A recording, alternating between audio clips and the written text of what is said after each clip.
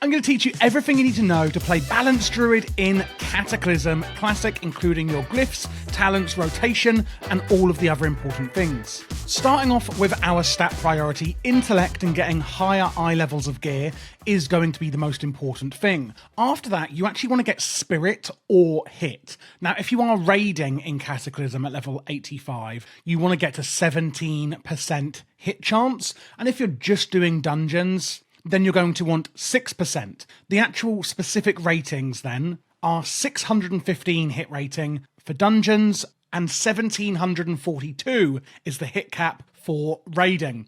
We do actually have a talent that means spirit is also going to give us hit, and a lot of the gear we're going to be getting will have spirit on it anyway. After that, we're going to go for haste and mastery, and lastly, crit. Mastery is a new stat that we've got in Cataclysm, increasing the bonus damage from our eclipses by 33%. Each point of mastery increases the bonus by an additional percent, or 2% to be specific. So, one of the big things that was really annoying for us Balanced Druids in Warcraft was the randomness of the spec, and now in Cataclysm they have actually removed a lot of that, whereby our eclipses are very stringent on how they work. More on that in the rotation, but TLDR, you can see on the top left of my screen here, we have our eclipse bar, and when we use certain spells, we're going to go into a solar eclipse, and then we're going to go into a lunar eclipse, and it's going to kind of seesaw back and forth between those two eclipses. Regarding what race to play, if you are going Alliance, I would say to go for Worgen.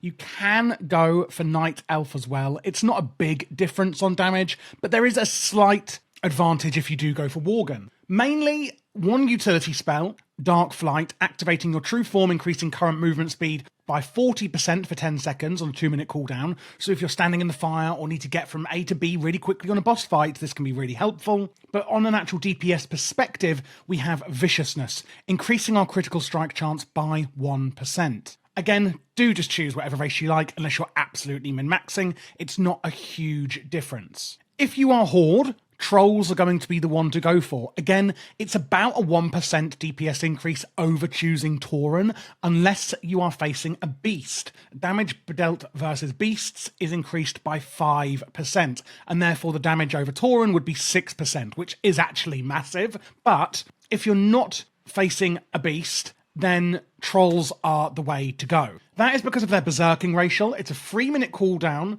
where you can increase your attack and casting speed for 20% for 10 seconds, which is a really, really big advantage in combat. Now looking at our talents, it's fairly straightforward for the most part. We're going pretty much into the whole balanced tree now that we can at level 85. We have Nature's Grace at the top. You gain 15% spell haste after you cast Moonfire, Regrowth, or Insect Swarm. Moonfire and Insect Swarm are two of our core spells in the rotation. This effect has a 1-minute cooldown, and when you gain a lunar or solar eclipse, the cooldown of Nature's Grace is instantly reset. And we are going to be seesawing, as I said before, into each eclipse there. Starlight Wrath reducing the cast time of some of our core spells, and Nature's Mastery increasing the crit of our spells. Balance of Power. This is a really interesting one, and this actually is about the hit chance I spoke about earlier. Increasing your nature and arcane spell damage by 2%, and increases your spell hit rating by an additional amount equal to 100% of any spirit gained from items and also effects.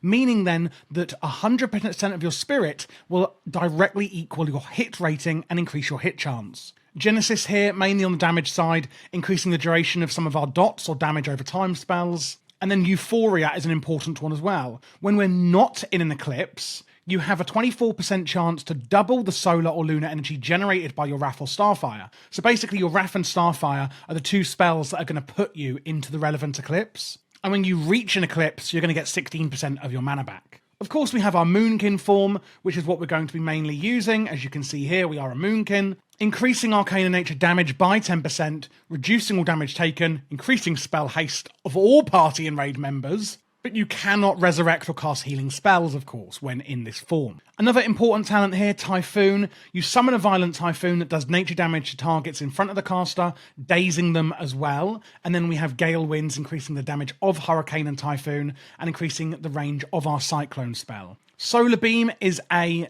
interrupt that we have is on a 1 minute cooldown, which you may think is quite high compared to other classes, but this is an AoE interrupt and silence, which not many other classes have. In fact, I can't actually think of another class that does have that. You'll summon a beam of solar light over an enemy's target's location, interrupting the target and silencing all enemies in the beam for 10 seconds. Not just interrupting one, but everyone in that area. Earth and Moon simply increases your damage by certain spells. And this is an interesting one, Sunfire. While in a solar eclipse, which is going to increase your nature damage, your Moonfire spell will morph into Sunfire, and that'll turn that from arcane damage into nature damage, which basically means that your Moonfire will then actually also benefit from the eclipse you're in. Force of Nature, a cooldown where we can summon treants to do damage. We should use this when our party is using Bloodlust, and therefore meaning that our treants will also benefit from Bloodlust, meaning that we're doing an excess amount of damage.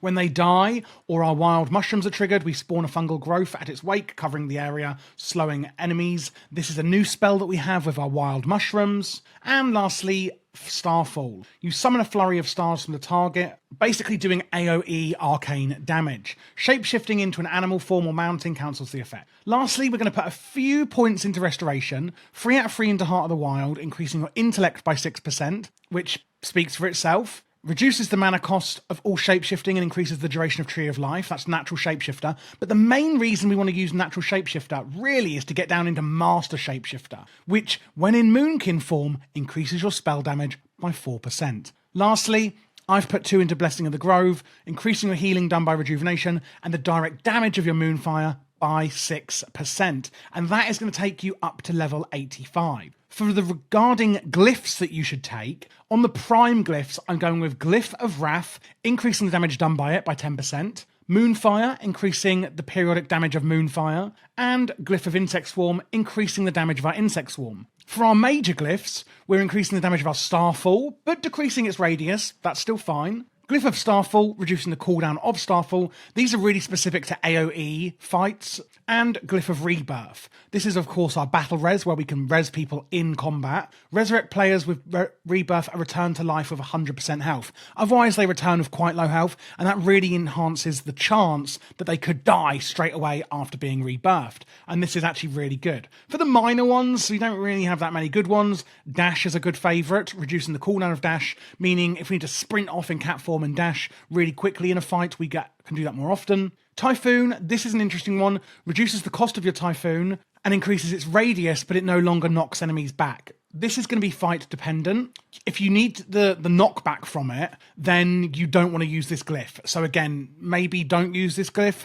if you're going to forget and you're going to need it. And lastly, Unburdened Rebirth. Your Rebirth spell no longer needs a reagent, which is just a quality of life improvement that I love. So how's it all going to come together into an actual rotation then? Well, remember up here, we've got our eclipse. And you can see here, we're starting off with 0 eclipse, neither in solar or lunar. And one thing I should say is that you can only go one way, meaning if you start going into a solar eclipse, you have to go all the way in. Once you're in a solar eclipse, you can't then go into solar eclipse again. You have to go all the way into lunar. So basically, you can start off going whichever way you want, but you have to, let's say, go for solar. You have to go all the way into solar, and then all the way into lunar, then all the way into solar, then all the way into lunar, then all the way into solar, then all the way into lunar.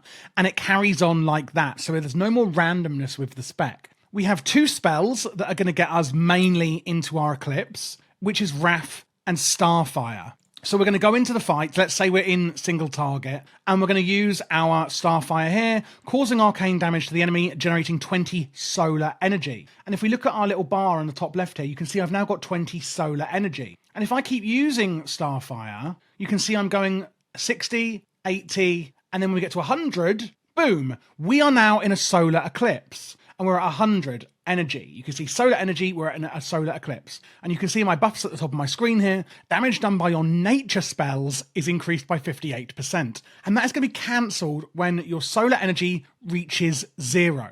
And you can see our main spell here is going to be Wrath, causes nature damage to the target. And that's going to generate lunar energy. So your Starfire is going to generate solar energy, and your Wrath is going to generate lunar energy. So now that we're in a solar eclipse, we can use our empowered Wrath. And our Moonfire, which is usually lunar or arcane, is now Sunfire. And that's actually now going to do nature damage. So just to recap there, we're going to use our Starfire to get into a solar eclipse, empowering our nature spells, namely Wrath and our Moonfire, which is now Sunfire. Sunfire doing nature damage, Moonfire doing arcane. Assuming we're in single target then, we're going to precast our Starfire as the boss is being pulled, and then we're going to use our Force of Nature Treants here to do damage when we go in, getting that cooldown already running. We're then going to cast Insect Swarm on the target.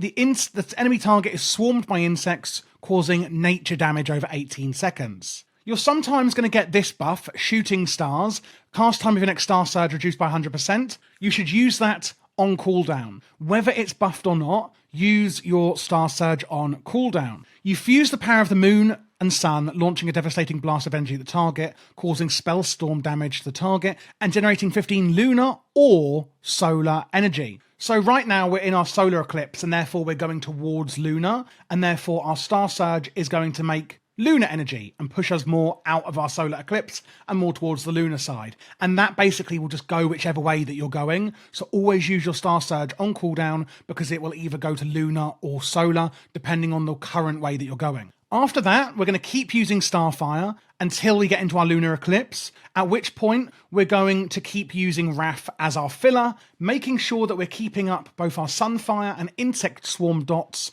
on the target, and then just using Wrath as a filler, only keep using Insect Swarm and Sunfire when they're about to fall off. And we're going to use Wrath in that solar eclipse, basically, until it falls off.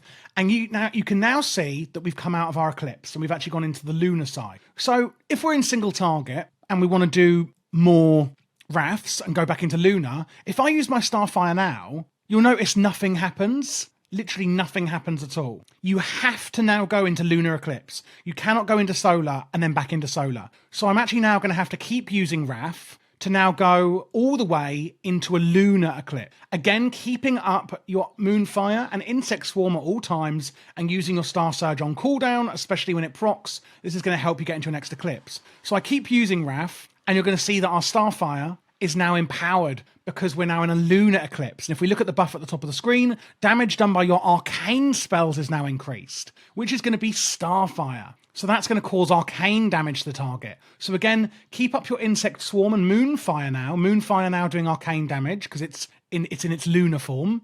And we're going to keep using our Starfire until we come out of lunar eclipse. And now we're out of it, and we're going to keep using it along with our Star Surge to go all the way back into a solar eclipse. And you can see I'm using it again, and we're going to go into solar eclipse very shortly. And now we can spam our Wrath again using your Treants, Force of Nature on cooldown, and then spamming Wrath, keeping up your Sunfire and Insect Swarm until you go into a lunar eclipse. And that is the main rotation for single target. So TLDR then, let's just recap on that. We're going to start off by precasting a Starfire, using that to go into our solar eclipse, keeping up our Insect Swarm and Moonfire and Sunfire until we get into a solar eclipse, and then spamming Wrath, keeping up our dots, using Star Surge on cooldown at all times until we go into a lunar eclipse. Once we're in the lunar eclipse, we start using Starfire until we go all the way back into solar eclipse, and then we use Wrath. Keep Sunfire or Moonfire, whichever it may be at the time, on cooldown on the target. Use Insect Swarm at all times on the target. Use Star Surge on cooldown. And that is literally it. If you would like to do an AoE rotation, it's going to be slightly different.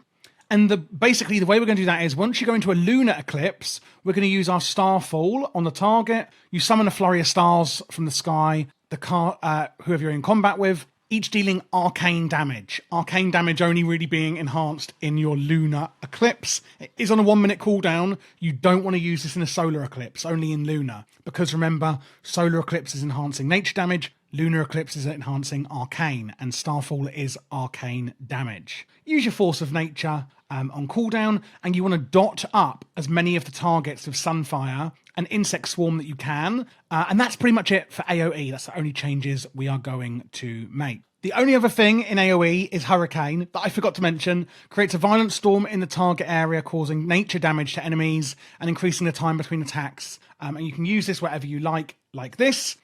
causing that hurricane, and that is going to be doing nature damage. So this is best used in your solar eclipse for AoE. It's not on a cooldown and it is channeled, so you can't use anything else when you are doing it. So basically then when you're in AoE, dot up with Sunfire or Moonfire, whichever you've got. Use your Insect Swarm on them too. When you're in Lunar Eclipse, you can use your Starfall. When you're in Solar Eclipse, use Hurricane. And that's basically it for AoE. You can use a Potion of Speed if you're wondering about what potions to use. And that is pretty much it. If you are looking for other specs for Druid or for other classes, check out this playlist here. I am doing every single spec for Cataclysm for you. If you did like this video, please do like and subscribe, and do also consider joining my Patreon, which is in the description below. It really helps me out. A lot of people watch with ad blockers now. We don't make a lot from YouTube as it is. This is only my part-time in the evenings job, if you will. So I really do appreciate all the Patreons that help me get these videos out for you to watch. Oh my God, can't even string a sentence together. And let me know how you are enjoying Cataclysm. If you've got any other questions as well, feel free to leave them in the comments, or you can join our Discord, where I'm going to be playing Cataclysm and a lot of our other members will as well.